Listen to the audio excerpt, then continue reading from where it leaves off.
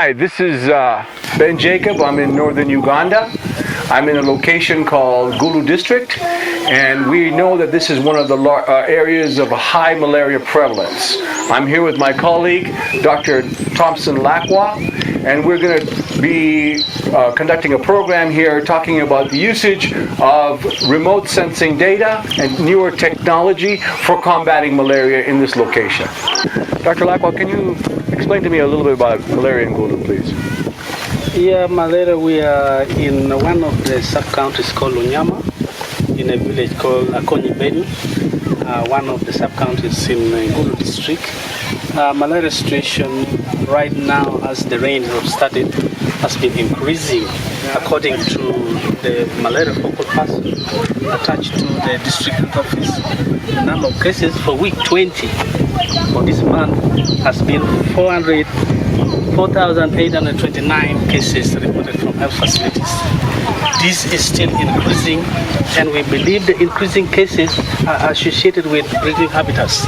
Right now we are in a rural breeding habitat where they make bricks. In brick ponds, as you can see, are actually potential breeding habitats for Anopheles gambiae mosquitoes, which is one of the predominant species in the region. We believe there must be something done to mitigate the rising cases of malaria in the district. And if this is not done, the district is prone to have an epidemic, which is something which needs to be worked on very urgently. So at this moment, what are people in Gulu doing to combat malaria?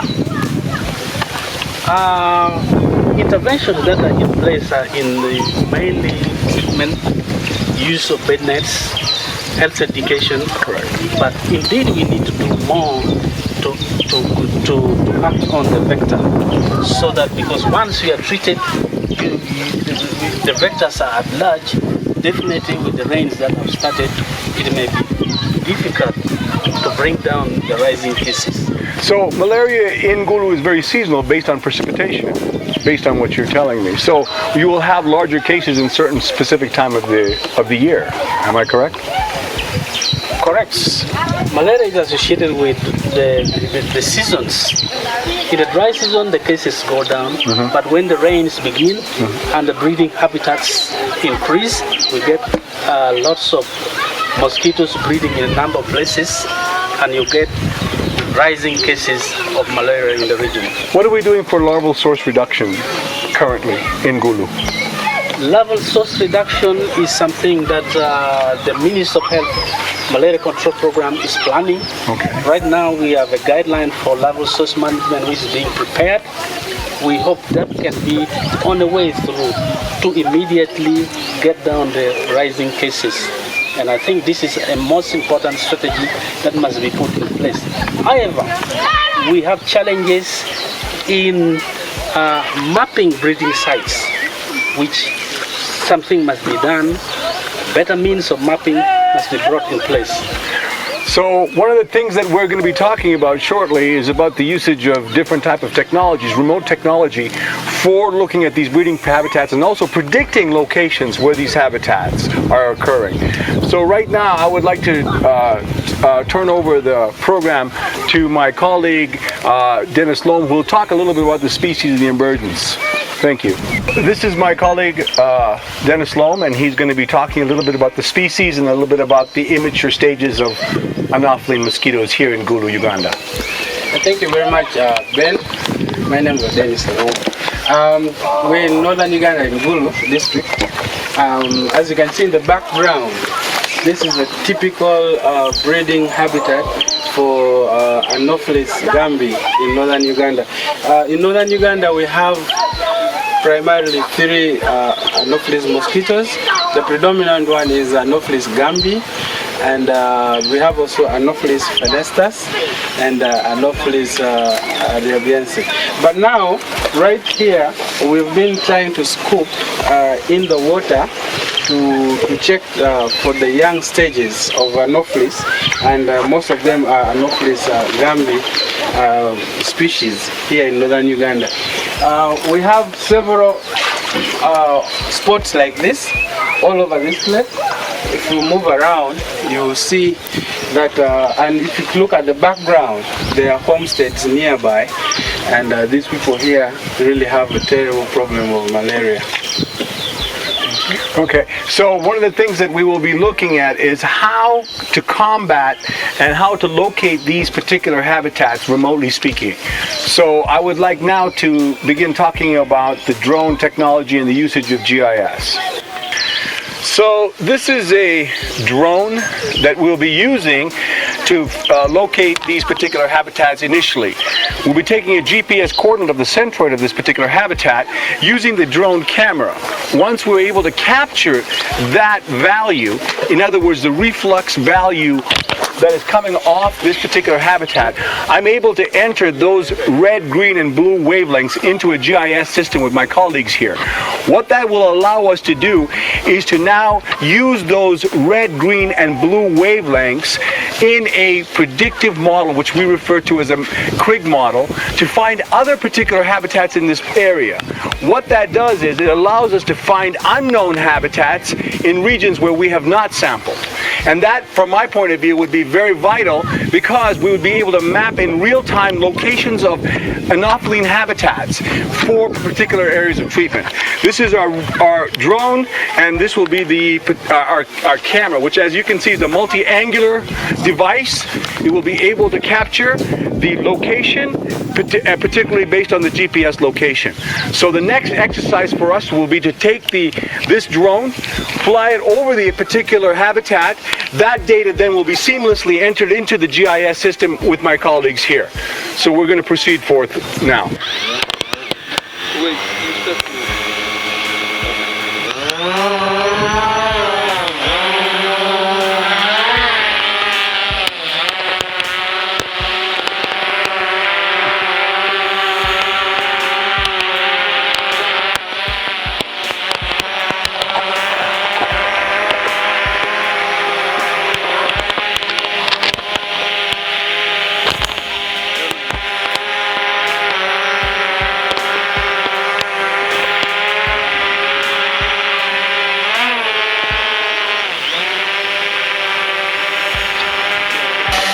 So as you can see, the drone is now taking an image of the habitat, but we're not taking a photograph. What we're looking at is the wavelength reflux that are coming off the habitat, including the vegetation, all the material on top. What we're trying to do is to get an example of a perfect capture point. In other words, we want to be able to replicate this location on an unknown site. So right now, we're capturing the red, green, and blue wavelengths coming off this particular habitat. And that's being entered into the multi-angular camera, which is being seamlessly entered into the GIS environment. So in so doing, we'll be able to find predictively where other areas are, because what we're going to do is take those red, green, blue wavelengths and then run it along a particular location in another area to find the exact same capture point.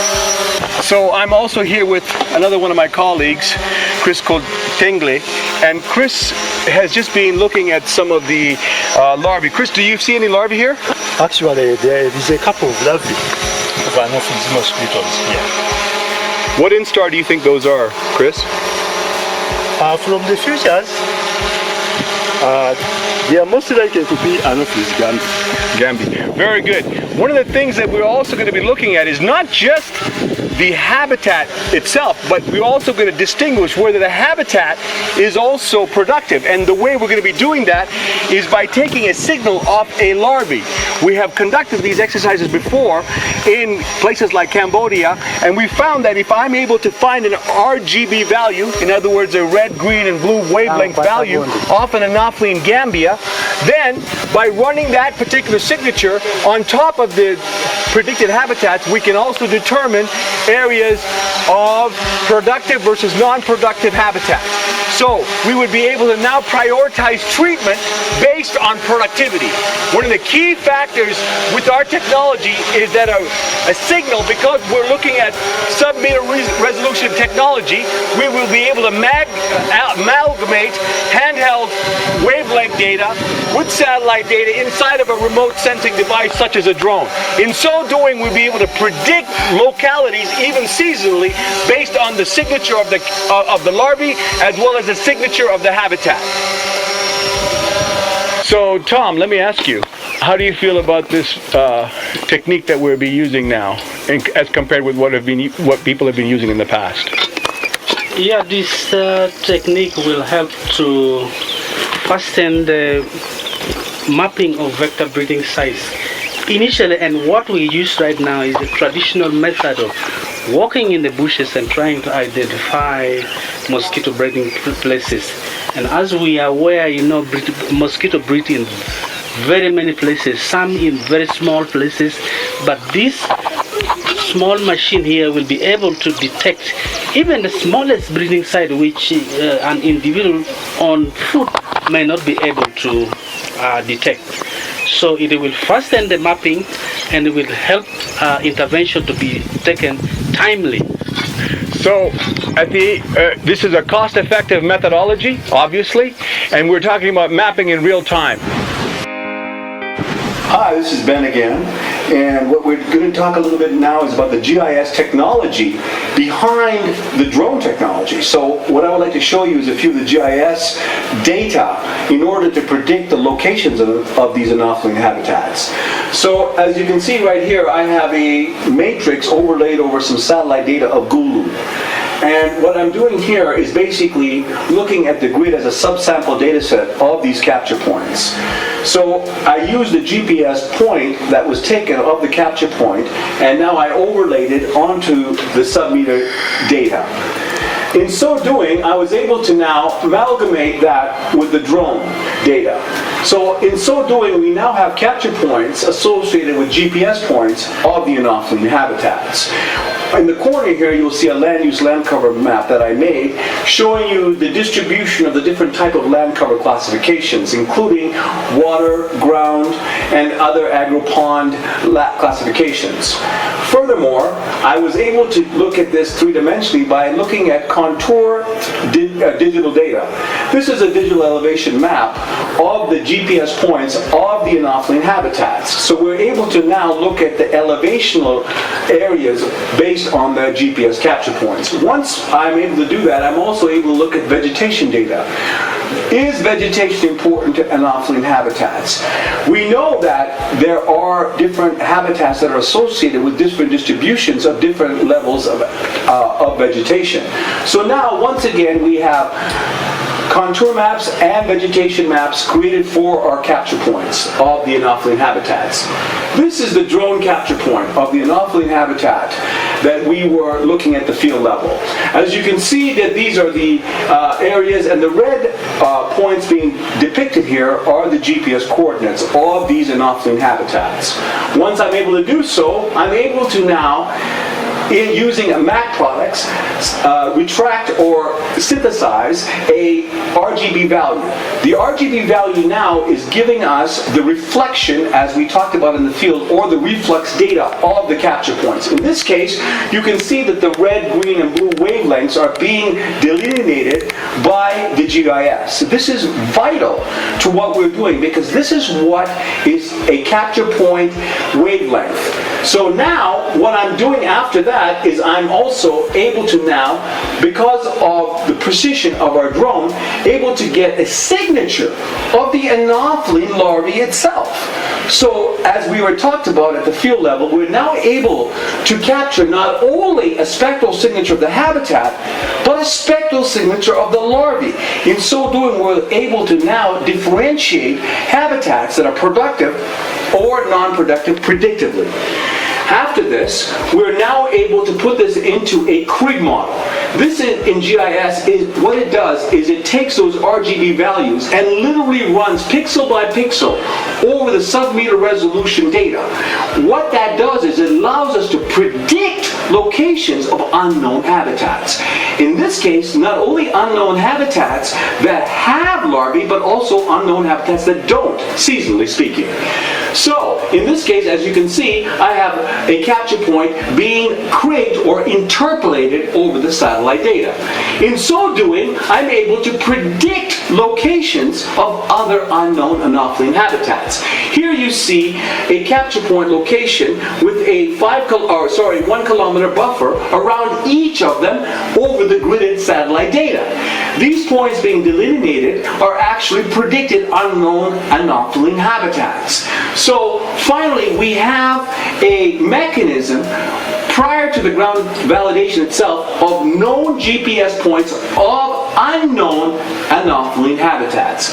So what the GIS allows us to do, as you can see in this final depiction, is using the data that we get from the drone, we are now able to enter and get a spectral signature of the location as well as all the other criteria involved in the predictive model. This has been, again, here. We are conducting some of our ground truthing exercises based on our drone and GIS models. We were able to find a particular location. Here's a rock pit habitat that we found. We were able to now do some sampling to determine its productivity. Based on the drone model, we have understood this area to be a productive habitat. So what I would like to now turn over to Dr. Thompson, and he's going to tell us a little bit about this particular habitat. This habitat is a stone quarry habitat created through activities of human beings because there is rapid development taking place in Gulu and people need stones to construct. However, due to the excavation, as you can see, it has created mosquito breeding place. You can see my colleagues trying to look where the mosquito larvae are, but with the technology of drone available, it becomes easy to find exactly where these larvae of Anopheles are breeding. And it is is very timely and saves resources. So the availability of drone right now will help us to move forward in mapping Anopheles breeding places in Gulu town. Now I'd like to turn over to another colleague of mine, Dennis Loeb, and he'll explain a little bit more about the emergence of the Anopheles from this particular ground-validated habitat. Thank you. Thank you so much, Ben. I am a medical entomologist at the district level, and we do what we call entomological surveillance for these Anopheles mosquitoes. We do indoor residual spray catch, and we catch adult mosquitoes in houses and separate the species. I want to confirm that in this particular habitat, actually, they are Anopheles gambiae predominantly. We have also picked young larvae from here and hatched them in the lab. And when the adult the mosquitoes emerge out from the larval stages, we still separate them in the lab, and I can confirm they are mostly Anopheles gambiae in this particular habitat and many other habitats within the town of Gulu. So in this particular habitat, if we have also asked a few community members in this area, they get multiple thousands of bites in a night, and just in a small place, mostly at the edge, at the periphery of the habitat. That's where the larvae are found, and there are millions of mosquitoes that emerge from this particular place in just one night, every single day, because the temperatures in this place are fairly high. So the breeding cycle is so rapid, and so the mosquito population is so dense in this place. So what we'd like to do now, we'll be going to another site that has been field verified based on the drone model. Thank you. We would like to talk to some people that are now actually working around the rock pit habitat that the drone model has discovered. So what we're going to do is talk to one of the local residents and talk a little bit about the problem that we have with malaria here in this locality. So using my colleague Dennis, we're going to talk to this young lady who actually is employed in this quarry. Dennis, can we begin by asking her what her name is, please? So how long have you worked here? 10 years. 10 years, wow, very good. So can you tell me a little bit about the problem of the mosquitoes that is here in this location? The problem of the mosquito here, they bring us the malaria. The malaria. So Yes. have you contracted malaria here? We use that to treatment. But the problem, if you are going to the hospital, the health center, we not get the data coatem. She says that they get a lot of malaria cases in this place. Right. But normally, even when they're sick from malaria, Right. they go to the health facility. Right. The health facility does not have the drug, Wow. the anti-malarials. So it's really a big challenge.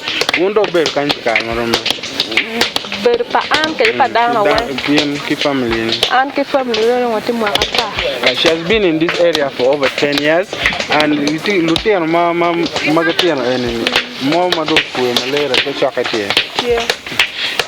as you can see, young children in the background, some of them are just recovering from malaria, others have been having malaria in the last 2 weeks. Almost every little baby here has suffered from malaria in the last 2 weeks.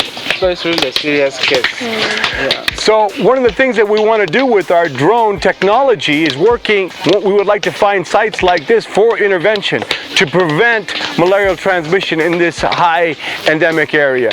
So we would like to thank this young lady and of course my colleague Dennis for this interview. Talking to a few more local residents surrounding our habitat that our drone model was able to ground verify. So now I'm going to turn it over to my local colleague here, Dennis. Thank you so much, Ben.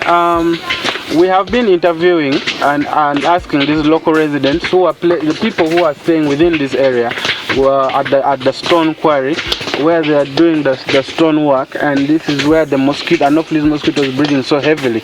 We've been asking them how is the biting rate, the biting nuisance, malaria cases, and they had some responses for us. Just wanted to get them to you. Mega forever. In Yinga. She's called Vicky. Vicky in the area. She has been here for over 10 years. Can you watch what you be kind down?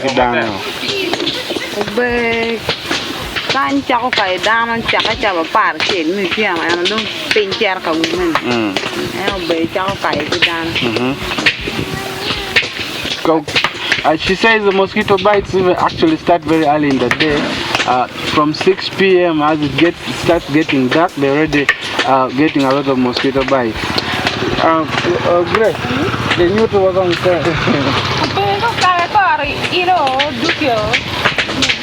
she has multiple rashes from the mosquito bites. It's really a heavy burden on them here. Apart from just getting the malaria, they also get apulicines that also pose biting nuisance, also bites, and those ones leave a lot of rashes on the skin. So they say from 6 p.m. they already start getting mosquito bites until up to morning, up to daybreak. You know, they just get multiple mosquito bites. Latin don't way malaria. So we much chocolate. This child suffered from malaria just less than 3-4 days ago, and everyone here has gone through malaria bout. You know, not less than 2-3 weeks ago. Everyone in this place, so it's really a serious case. So we have a difficult situation that we're dealing with here. We're looking at an epidemic proportion. Based on some of the weekly reports that we've been given by the local ministry, we see that the number of cases are incredibly on the rise. As a matter of fact, last week, based on the report that we got, there were over 7,000 cases in this region. So we are now at a time frame where we need to do some level of intervention. So we would like to thank some of our local people, of course, and my colleague Dennis for giving us this explanation. Thank you. this is another habitat within Gulu town that we were able to identify using the drone model. So I'd like to turn it over to Tom, give a little explanation about this particular Anopheles habitat. Thank you, Ben. This is one of the urban possible breeding site. As you can see from the background, there is road construction going on within the Gulu municipality, and a number of areas which have been open, have standing water, which are potential breeding places for Anopheles Gambia complex. And there is a possibility that can contribute or is explaining the rising cases of malaria within Gulu district. And something must be done about this. And we do not know the extent of the breeding within the municipality. That's why mapping is very urgent. We need a technology that can allow us to map very fast so that intervention can be taken. So at this time, we're seeing the potential of the drone technology being introduced into Gulu town, which is one of the hottest areas in the world for malaria. So we would like to thank all our staff members here from the Ministry of Health, from the Carter Center. Thank you very much to Dr. Lakwa for being a part of this, and Dennis Loam. And we would like to say goodbye from Gulu, Uganda. Thank you very much.